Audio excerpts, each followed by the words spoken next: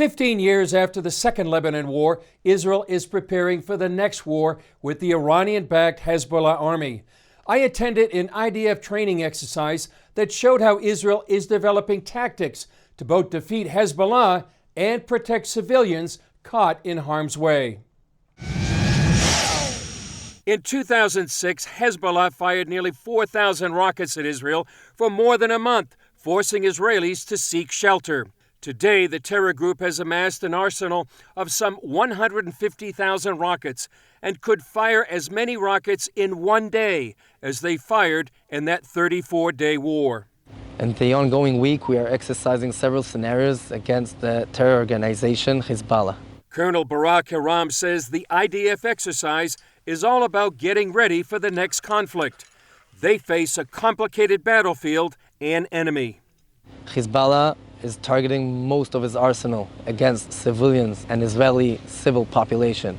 Secondly, is holding most of its activities embedded within the Lebanese civilians and using them as a human shield for his terror actions. Tactics haven't changed in 15 years, although the scope is likely larger. And we will not hesitate to take the most severe measures against those who are aiming thousands of rockets and missiles against innocent civilians for one purpose, to kill them. This is something that we will not be able to tolerate.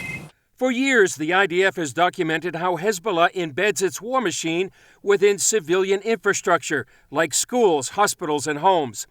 That's why Israel is preparing a state-of-the-art countermeasure. These are exclusive scenes of new IDF units called Sufa. They operate on the battlefield to direct fire at the enemy, while also protecting civilians. Using integrated touchscreens, software, and real-time intelligence, personnel synchronize air, land, and sea forces to target the enemy.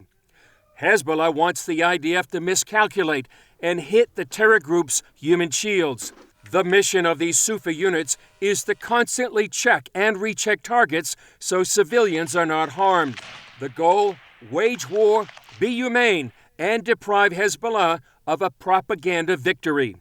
Military leaders expect these units will make a difference, as the next war will undoubtedly require boots on the ground. We understand that in any scenario that will occur in the future, we will be forced to use ground forces and to maneuver inside Lebanon in order to eliminate threats against Israel and in order to protect the Israel's sovereignty and civilians all around. Alpha.